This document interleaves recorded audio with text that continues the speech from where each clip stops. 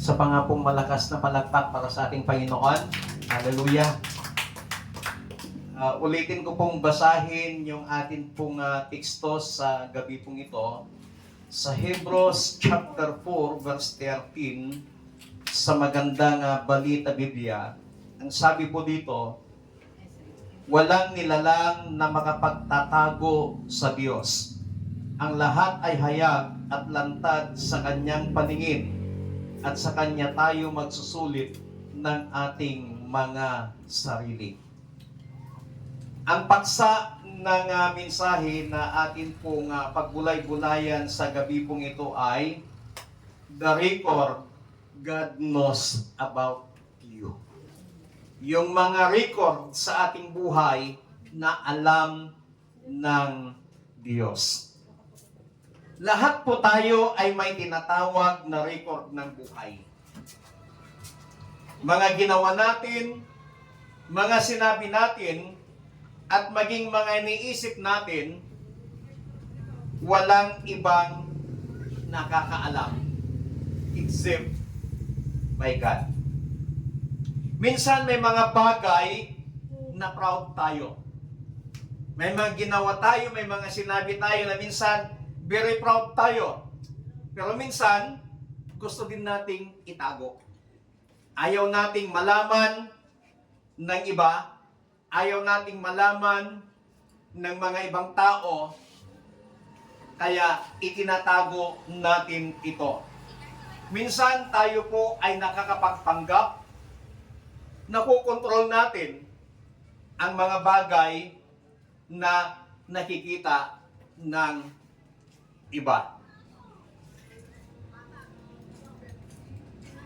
Pero may mga katotohanan na hindi natin kayang matatakasan.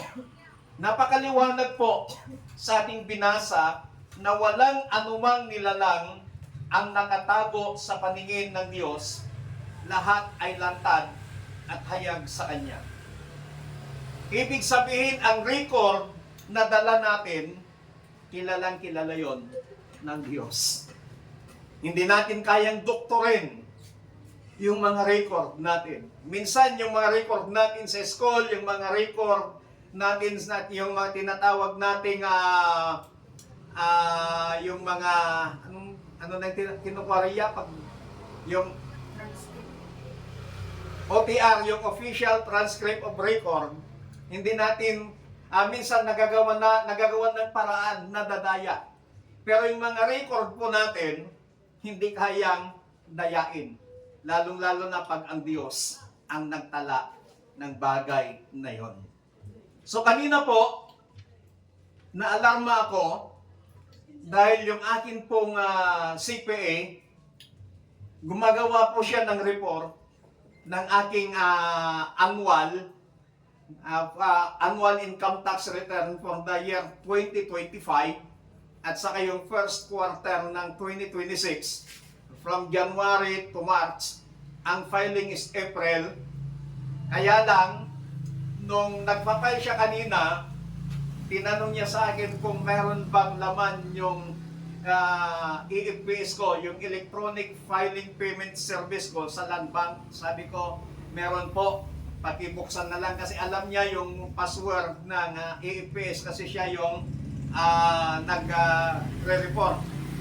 Naalarma ako nung pinindot niya, nung magbabayad siya, walang makita doon sa system yung pangalan ko. Kaya pumunta ako sa Land Bank, halos ayaw kong pumasok sa Land Bank kasi pag pumasok ka sa Land Bank, uubusin ang oras mo. Kung gusto mong tumambay, magpalamig, punta ka sa Land Bank, uubusin ang oras mo. Nagpunta po ako doon, and then nung tinawag na, siguro matawag na yung pangalan ko, 3:30 ng hapon. Tinawag yung pangalan ko, yung number ko, punta ako doon sa isang counter. Sabi ko, sir, follow up lamang po ako. Kasi nag-i-error yung system ng AFPS. Kailan ka po nag-file, sir? Sabi na, ito po, sir, January 23, yung nag-file ako dito, pinareceive. Alam nyo ho, nagulat ako, hindi pa pala tinanggap ng Land Bank yung application ko. Ipinaliwanag, ang tagal kong nagantay doon, siguro mga 1 hour ako nagantay doon. Ipinaliwanag sa akin, sir, pasensya ka na, hindi tinanggap ng main office kasi may kamali. Sir, sino pong bang nag-type? Kayo po. Kaya minsan yung pagkakamali ng ibang tao, ang nagsasuffer, yung ibang tao. Kaya sabi ko, sir, sana po maayos nyo yan. Ikaw pong nagkamali yan, mapipinal po ako hanggang Friday na lamang po yung binigay sa akin para makapagbayad sa BIR. Pag hindi ako napakapagbayad, sir, mapipinalty ako yan. Ang dami na namang mga lalakarin. Sabi ko sa kanya, sige sir, gagawan natin ng paraan. So, yung record na yon, bagamat may pagkakamali, hindi niya nabago. Hindi niya napalitan, kundi panibagong aplikasyon ang ipinagawa sa akin kanina. So panibagong sulat na naman yung aking ginawa kanina doon sa general manager ng Land Bank na sinasabi ko doon na nag-a-apply ako for the electronic filing payment system. Kaya pag nag-apply ka noon, almost 1 month bago ka makatanggap na approve na yung application mo. So dahil pagkakamali nila, sabi ko kanina, dapat sir, pag mapinalty ako nito, babalik ako dito, sisingilin ka doon sa penalty pag hindi mo naayos itong problemang ginawa mo. So sometimes may mga record tayo na ayaw nating mailantad sa iba. What if, ang tanong, what if meron tayong TV dito?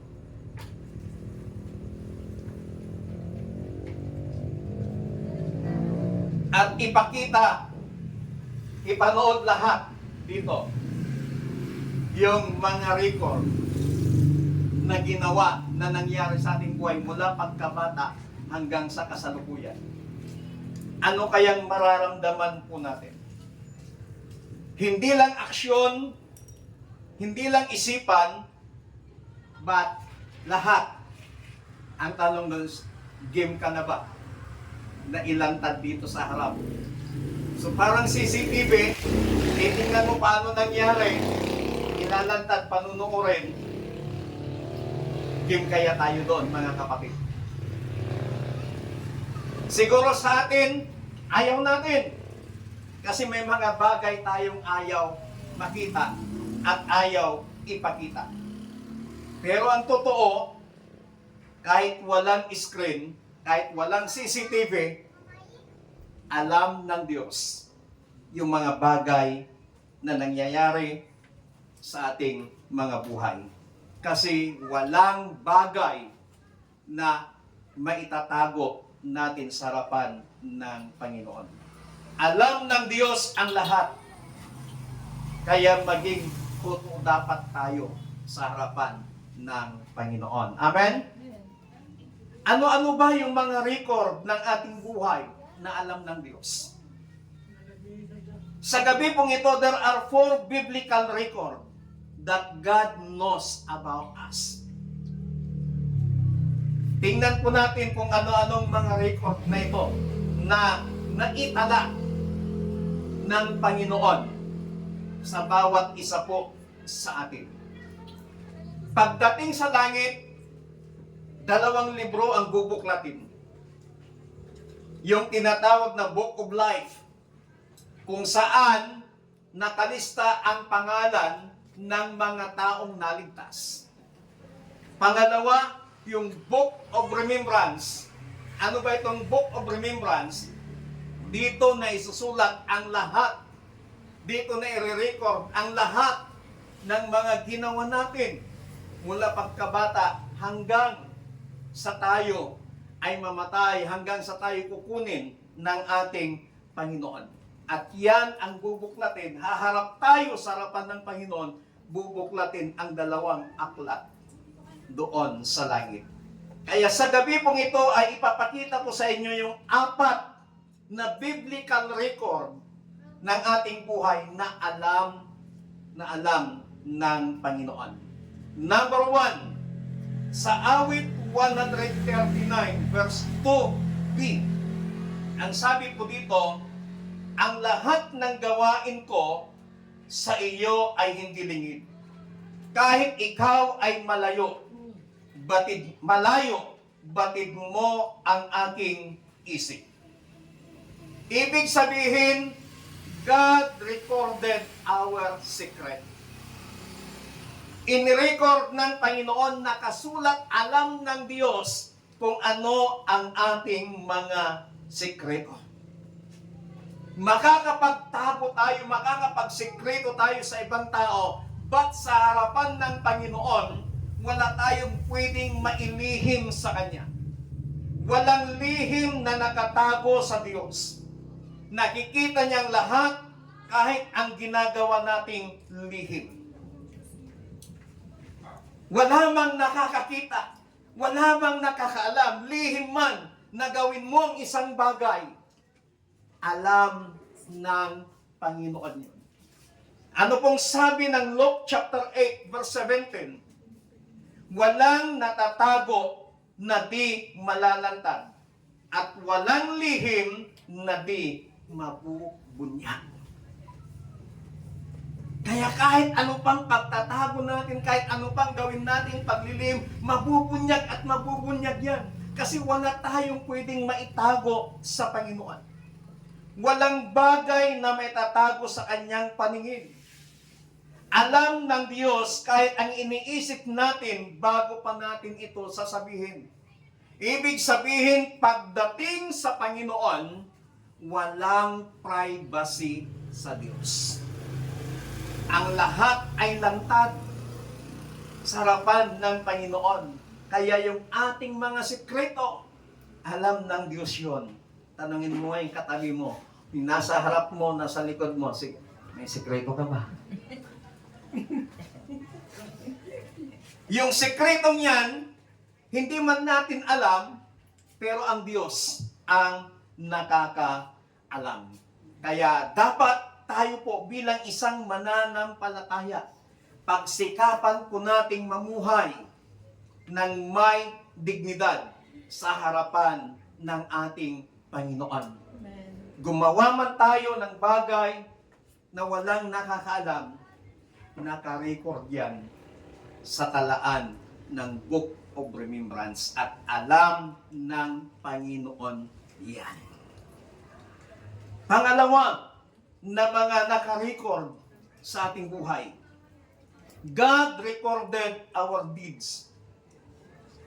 Sa Kawikaan chapter 5 verse 21, ang sabi po dito, ang paningin ni Yahweh sa tao'y di inaaalis.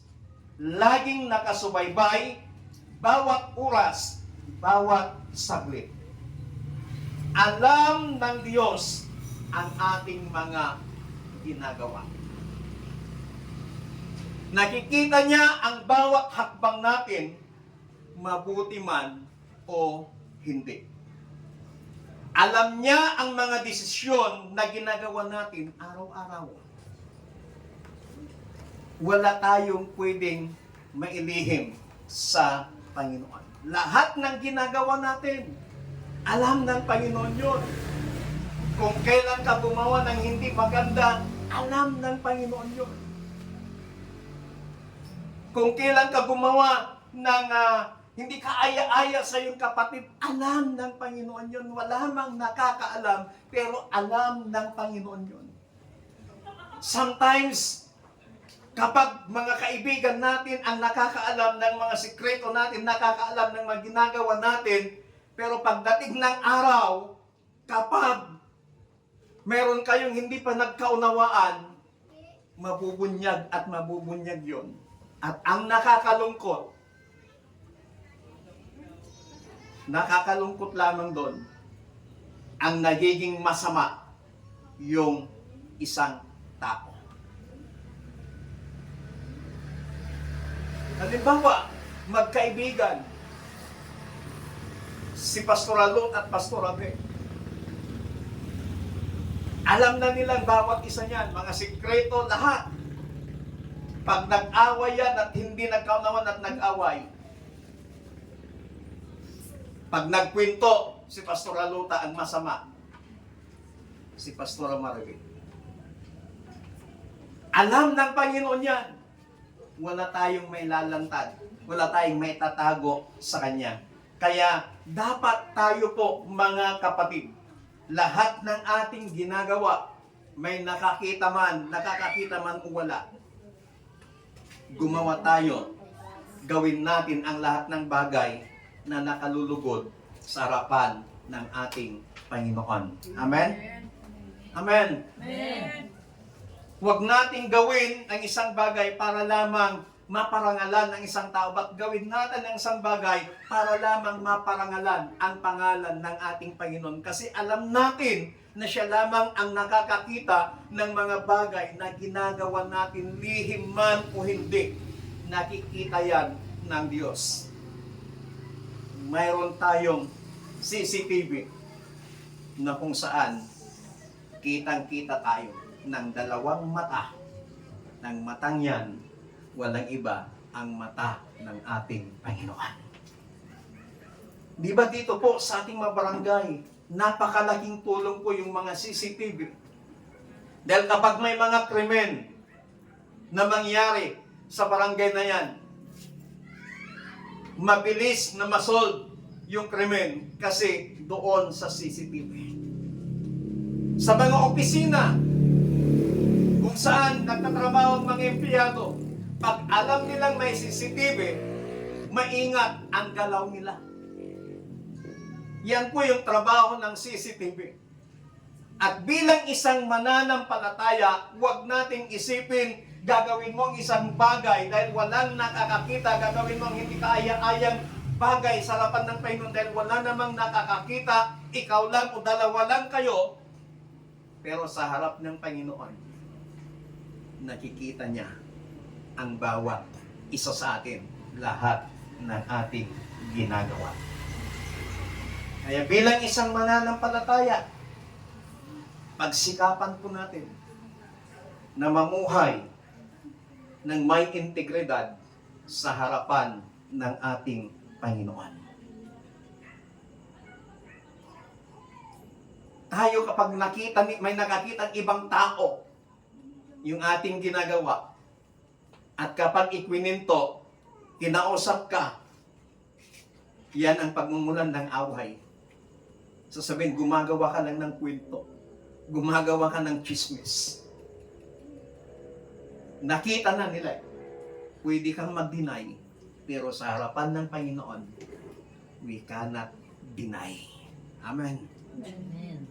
Pangatlo na nakarecord sa ating Panginoon, God recorded our words. Nakasulat ang lahat ng ating mga salita. Matthew chapter 12 verses 36 to 37. Ang sabi po dito, tandaan ninyo sa araw ng paghuhukom, pananagutan ng tao ang bawat walang kabuluhang salitang sinabi niya. Mawawalang sala ka o parurusahan batay sa iyong mga salita. Hindi po akong nagsabi niyan. Ang Panginoong Hesukristo ang nagsasabi sa talatang ito. Ang sabi niya, tandaan ninyo sa araw ng paghuhukom, pananagutan ng tao ang bawat walang kabuluhang salitang sinabi niya. Pawawalang sala ka o parurusahan batay sa iyong mga salita. Bawat salitang walang kwenta na lumabas sa ating mga bibig ay ipagsusulit natin ito sa araw ng paghuhukom ng ating Panginoon. Nakasave lahat ang transcript ng buhay natin sa talaan ng Panginoon. Doon sa tinatawag na Book of Remembrance. Kaya mag-ingat po tayo mga kapatid sa mga salitang binibitawan natin. Sa bawat salitang binitawan mo na paninira sa isang tao, nakalista yan sa harapan ng Panginoon. Sa bawat salitang binitawan mong paninira sa lingkod ng Panginoon. Nakalista yan sa listahan ng ating Panginoon. Sa bawat pagchichismis mo sa isang tao, nakalista yan sa listahan ng ating Panginoon. Wala tayong may tatago. At ang sinabi dito, lahat ng salitang binitawan natin na walang kabuluhan, walang kwenta,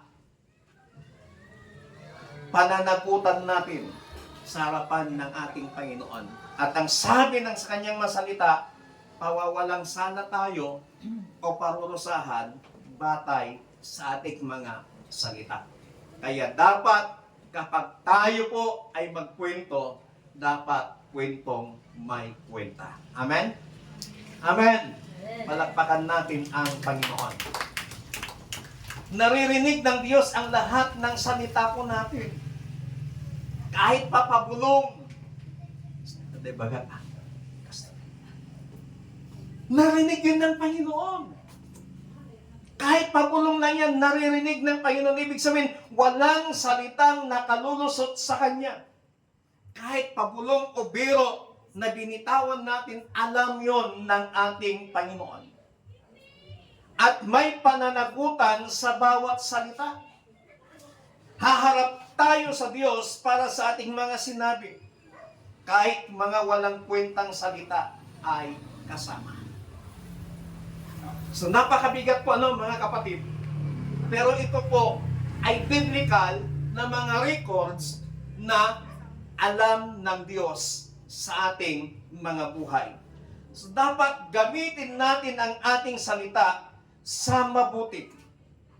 Gamitin natin ang salita para magpala at hindi manira. Magsalita ng katotohanan at pagmamahal sa tao. Napakaliwanag po yung sinabi ng salita ng ating Panginoon. Pang-apat at ang panghuli na record ng ating buhay na alam ng Panginoon. God recorded our identity. Naka-record yung ating pagkakakilanlan.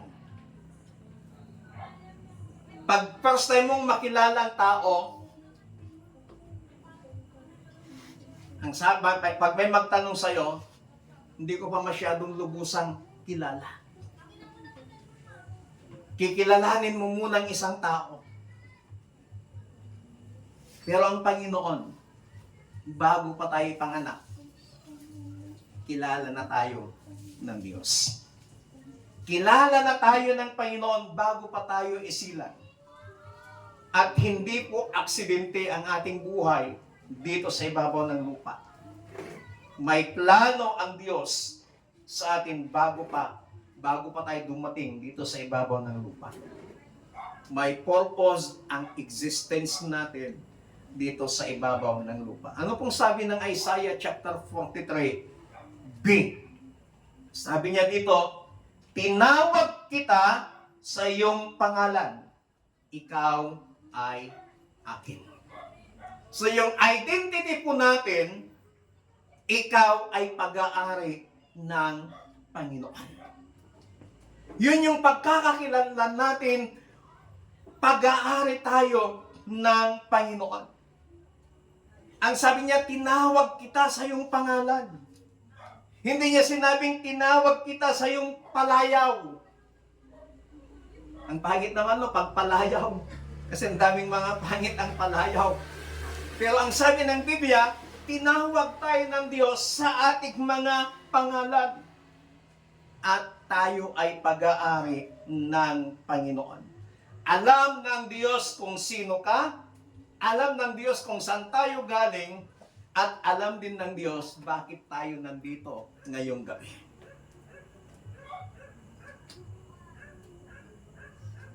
Kilalang-kilala po tayo ng Panginoon. Our identity is we are sons and daughters of Christ. John 1:12. Ngunit ang lahat ng nanampalataya sa Kanya ay pinagkalooban niya silang maging anak ng Diyos. Pinagkalooban niya sila ng karapatang maging anak ng Diyos. So tayo po, ang identity natin, tayo ay anak ng Diyos. Amen. Amen. Sabihin mo nga sa katabi mo, nasa harap mo, anak ka ng Diyos. Anak Diyos. Yun yung pagkakakilanlan natin, anak tayo ng Panginoon. Tinawag tayo ng Diyos ayon sa ating mga pangalan. Kaya yung pagkasilang natin dito sa ibabaw ng lupa, merong purpose yun. Hindi aksidente na tayo po ay nasilang dito.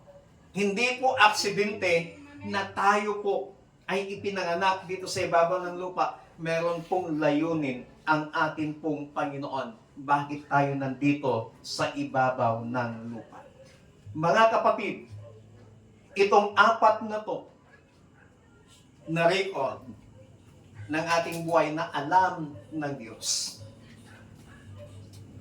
Napakaliwanag naman sa kanyang sinabi.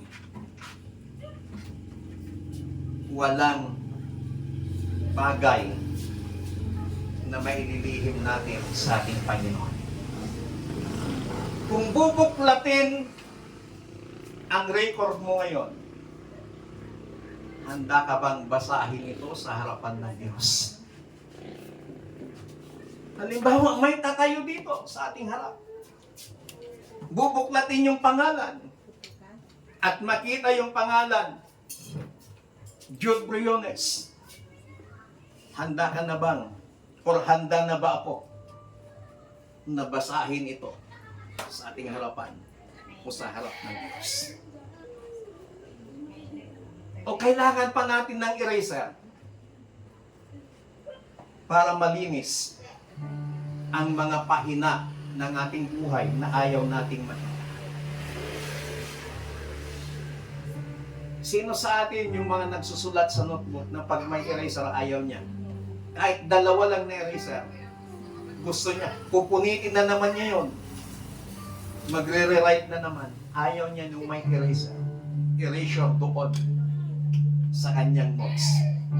Ganun po ako. Kaya nung ako po'y nag-aaral ng Bible School, pag dictation, meron pa akong scratch. Kaya doon ko po nabiro yung aking kaibigan na kumpare. Pag dictation kasi, sa akin tumatabi.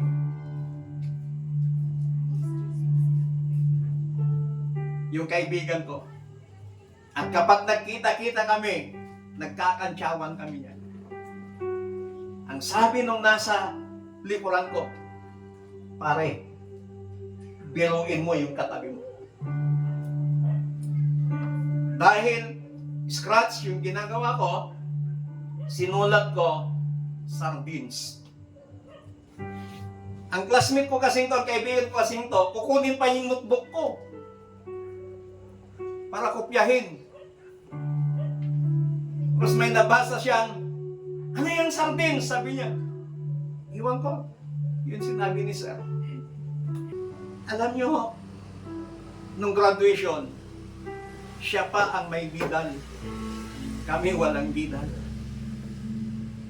Kaya nung nagkita-kita kami, kwentuhan ng buhay namin sa Bible School. Tapos may mga pahina ng aming mabuhay doon sa Bible School na binuklat namin. Yung pahina ng aking buhay, hindi nila akalain na makasurvive ako. At ang sabi ng isa, tingnan mo naman ang Panginoon. Sa Bible School, napakakawawa natin. Malala kita, Brother Pastor George, sabi ng kaibigan ko. Isang pantalon mo lang sa isang taon. Isang maong. Araw-araw yun. Isang pulo na puti. Lalabahan ko yun Friday night. Susot ko na naman yun hanggang Friday night. Manila yun ha. Araw-araw, nagbibiyahe ka. Binulat-lat namin yung pahina ng buhay namin, ng ilang pahina ng buhay namin sa Bible School. Ang sabi ng teacher namin, walang babalik na hindi naubos ang tracks. Tubay po. Sabi ko sa kaibigan ko, pare, dito tayo sa mga magagandang bahay. Dito tayo sa subdivision. Sige pare. Ginawa namin, mga trucks na hawak namin, lagay kami sa mailbox. After 1 hour, bumalik kami sa Bible School. Ubos yung trucks. Ang instruction, hindi babalik pag hindi naubos ang trucks. Pero yung isang pahina ng buhay namin, sabi niya, tingnan mo naman ang buhay. Si Pastor Samuel, sabi niya, isa na siyang district presbyter. Si Pastor John, naging mission director ng Central Luzon. Ngayon, regional director ng kanilang organization. Ako, sabi niya, naging convention director ng aming organization at naging president ng kasalukuyang Bible School. Pero ang buhay natin sa Bible School, hindi natin alam yung mangyayari. Pero lahat yun nakarecord. Mga kapatid, alam ng Diyos ang lahat ng tungkol sa atin. Hindi para hatulan tayo, kundi para lumapit tayo sa Kanya. Kaya huwag tayong magtago. Lumapit tayo sa Panginoon. God recorded our secret. God recorded our deeds. God recorded our words. And God recorded our identity. And as Christian, mamuhay po tayo ng may sinseridad, mamuhay tayo ng may integridad sa harapan ng ating Panginoon. Tayo nga pong lahat ay pumayo.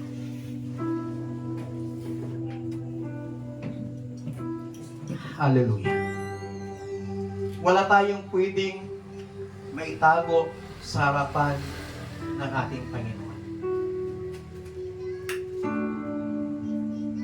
Anytime, pwede kang i-expose, pwede akong i-expose ng Panginoon.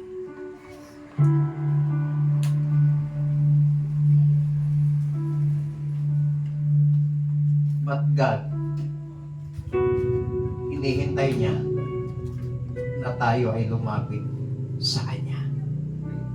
Kaya lagi po nating pakaisipin na sa bawat gagawin po natin, sa bawat salitang mamumutawi sa ating mga bibig, sa bawat iisipin po natin, sikapin po natin na kalulugod lagi ito sa harapan ng ating Panginoon. Dakilang Diyos sa gabi po ito, salamat sa inyong masalita. Salamat dahil ipinaalam mo sa bawat isa sa amin na meron pong libro na kung saan tinatawag na Book of Remembrance and Book of Life sa langit. At sa aming pagharap sa inyo, Panginoon, ang lahat ng ito ay bubuklatin at ilalantan. Dakilang Diyos, mula sa oras na ito, sa pamamagitan ng kapangyarihan ng iyong banal na Espiritu,